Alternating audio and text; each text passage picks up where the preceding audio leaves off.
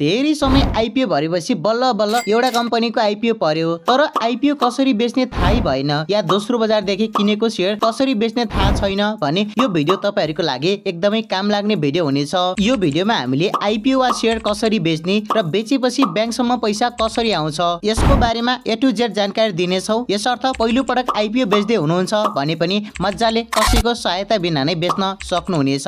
सबैभन्दा पहिले तपाईहरुले आफ्नो मोबाइलमा भएको क्रोम ब्राउजर ओपन गर्नुहोला। त्यसपछि सर्च बारमा गएर टिएमएस कति नम्बर हो तपाईहरुको ब्रोकर अकाउन्ट त्यो कति नम्बरमा टाइप गर्नुहोला। मेरो चाहिँ 57 नम्बरको ब्रोकर अकाउन्ट रहेको छ, यसर्थ मैले टिएमएस 57 लगइन सर्च गरेको छु। तपाईहरुको जति नम्बरको ब्रोकर छ त्यही सर्च गर्नुहोला। त्यसपछि हल्का स्क्रल डाउन गर्दा यहाँनिर पहिलो अप्सनमा एउटा ब्राउजर आएको छ।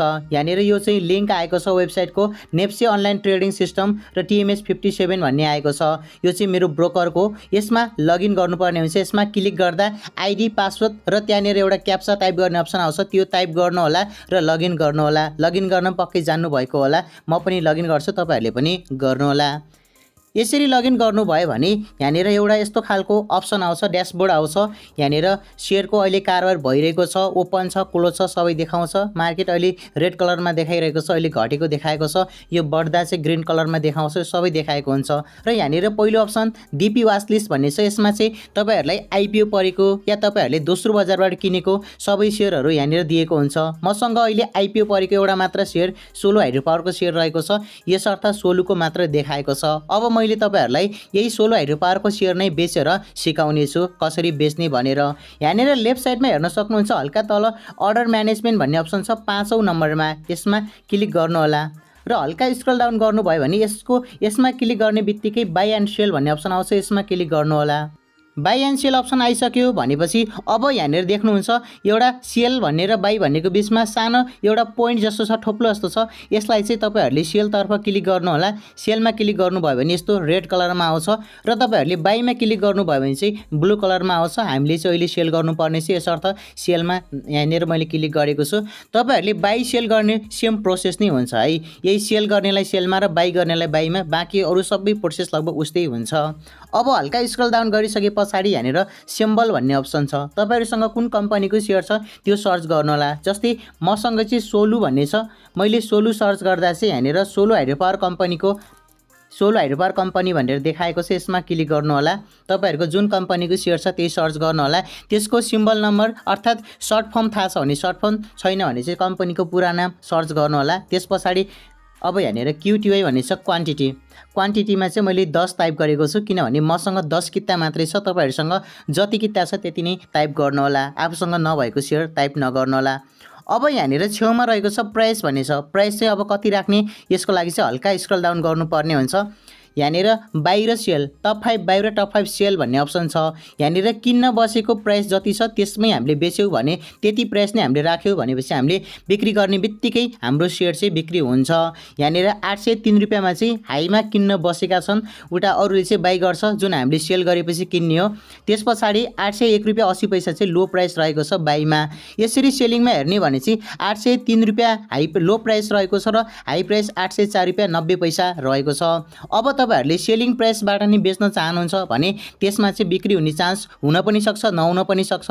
आज बिक्री भएन भने तपाईहरुले अर्को दिन फेरि अर्को अर्डर राख्नुपर्ने हुन्छ। तर मैले चाहिँ 1-2 रुपियाँको लोभ नगरेर अहिले तपाईहरुलाई एकैछिनमा बेचेर सिकाउनु छ, यसर्थ मैले 803 भन्दा कम अर्थात् 802 रुपियाँ 3 पैसाको ओपनिङ अहिले सेलिङ प्राइस राखेर बेच्न सिकाउँदै छु। 802 रुपियाँ 3 पैसाको राख्छु म चाहिँ 802.3। यसरी मैले चाहिँ यहाँनिर प्राइस पनि राखेको छु, सिम्बल, क्वान्टिटी, प्राइस, यो एकपटक रिचेक गर्नुहोला। त्यसपछि हल्का स्क्रल डाउन गर्नुभयो भने सेल भन्ने अप्सन छ, सेलमा क्लिक गर्नुहोला। यहाँनिर ग्रीन कलरमा सक्सेस देखाइसकेको छ। अब हल्का स्क्रल डाउन गर्नुभयो भने यहाँनिर अर्डर बुक भन्ने अप्सन छ। यहाँनिर अर्डर बुक भन्ने अप्सनमा अहिले नो रेकर्ड्स एभाइलेबल भनेको छ, किनभने मैले त्यहाँ मार्केटमा मान्छे जति प्राइसमा किन्न बसेको छ त्यति प्राइसमै बेचिदिएको छु। यसर्थ अहिले रेकर्ड छैन, अर्थात् बिक्री भइसक्यो। यहाँदेखि हट्यो भने बिक्री भयो भन्ने बुझ्नु होला। र यो पछाडि पनि हामीले कामहरू चाहिँ धेरै गर्नुपर्ने हुन्छ, तर अब टिएमएसबाट गर्नुपर्ने काम चाहिँ यति नै हो। हामीले ब्रोकर अकाउन्टबाट जे गर्नुपर्ने थियो सबै भइहाल्यो, सेल भइसकेको छ है। अब यहाँनिर तपाईहरुले अलि हाई प्राइस राख्नु भएको छ, अर्डर म्याच भएको छैन भने यहाँनिर आएर हेर्दै गर्नु होला। होला, बेला बेलामा हेर्नु होला र यहाँनिर नो रेकर्ड्स भन्यो भने पछाडि मात्र तपाईँहरूको अर्डर चाहिँ म्याचिङ हुन्छ र बिक्री हुन्छ।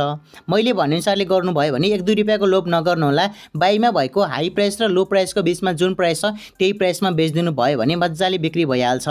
यसरी यहाँनिर यो रिफ्रेसको आइकन छ, यहाँनिर रिफ्रेस गरेर चाहिँ तपाईँहरूले हेर्न सक्नुहुन्छ।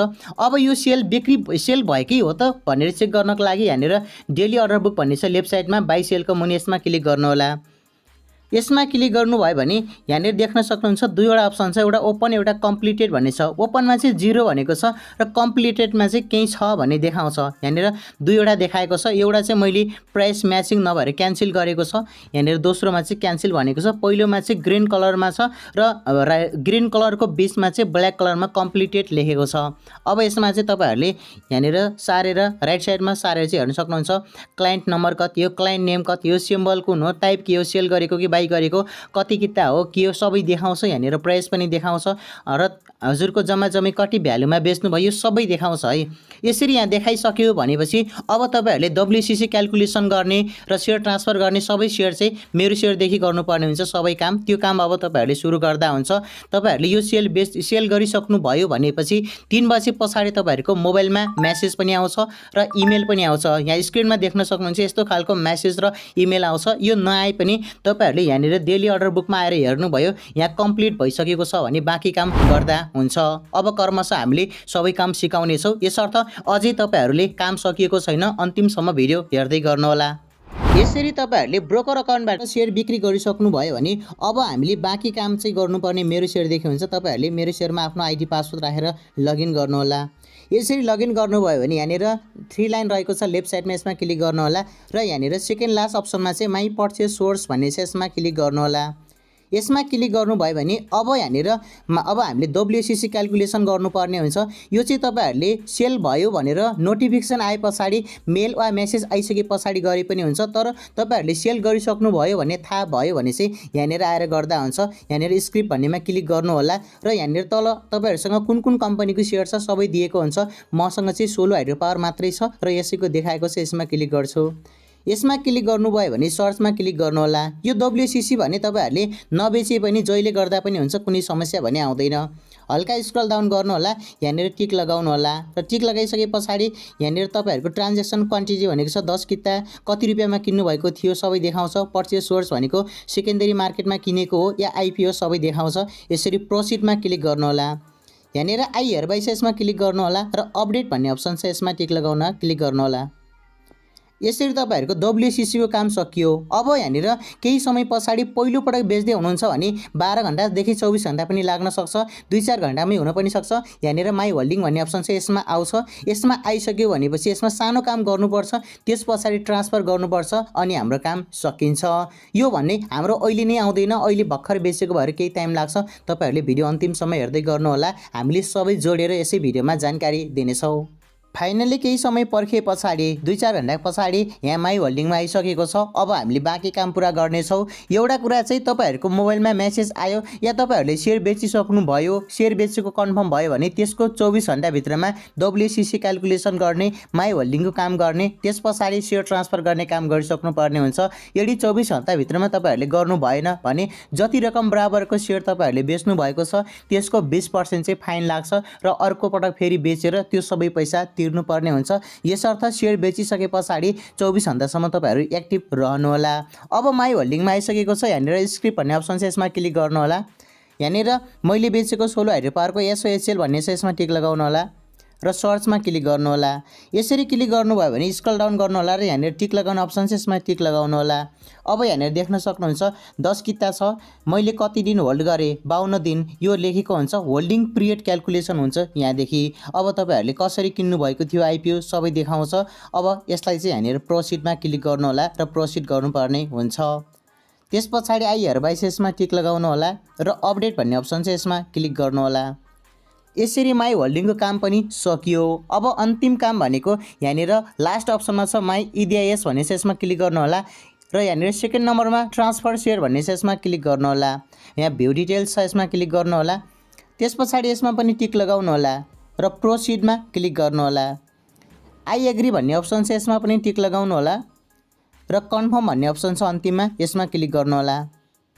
यसरी यसमा क्लिक गर्नुभयो भने successfully requested for transfer share भनेको छ। अब तपाईँहरूको सेयर 2-4 घन्टा पछाडि हेर्नुभयो भने माई पोर्टफोलियोमा हुँदैन। अहिले तपाईँहरूले गएर माई पोर्टफोलियोमा हेर्नुहुन्छ भने अझै तपाईँहरूको सेयर यहाँ देखाउँछ। तपाईँहरूले सेयर ट्रान्सफर गरेको केही समय पछाडि चाहिँ यहाँदेखि सेयर हट्छ। यहाँदेखि सेयर गयो भने चाहिँ तपाईँहरूको बेच्ने काम पुरा भयो भनेर बुझ्नुहोला। यो पछाडि पनि तपाईँहरूले कारोबार भएको 2 दिनभित्रमा एउटा पेमेन्ट सेटलमेन्ट अर्थात् पैसा पाउनको लागि रिसिभेबलको लागि सेटलमेन्ट गर्नुपर्ने हुन्छ। त्यो सानो काम बाँकी छ, त्यो गर्दा पनि हुन्छ, तर नगर्दा पनि पैसा चाहिँ आउँछ। आएन भने तपाईँहरूले ब्रोकरमा कन्ट्याक्ट गरिहाल्नु होला। पहिलोपटक आइपिओ बेच्दै हुनुहुन्छ भने त झन् तपाईँहरूले ब्रोकरमा कन्ट्याक्ट गरिरहनुपर्छ। कहिलेकाहीँ अफिस भिजिट पनि गर्नुपर्ने हुनसक्छ। यसर्थ तपाईँहरूले चाहिँ यो चासो गर्नुहोला, ख्याल गर्नुहोला। बेला बेलामा तपाईँहरूले आइपिओ बेचेको लगभग 5 देखि 7 दिनभित्रमा आफ्नो ब्याङ्क एकाउन्टमा पैसा आउँछ। त्यो पनि कारोबारको दिनमा मात्रै। शनिबार आइतबार पनि बिदा हुन्छ। अहिले यिनी बिदा बाहेकको पनि 5 दिनदेखि 6 दिन 7 दिनसम्म चाहिँ लाग्न सक्छ। तपाईँहरूको ब्याङ्क कुन हो, ब्रोकर एकाउन्ट कुन हो, त्यसमा चाहिँ भर पर्न सक्छ।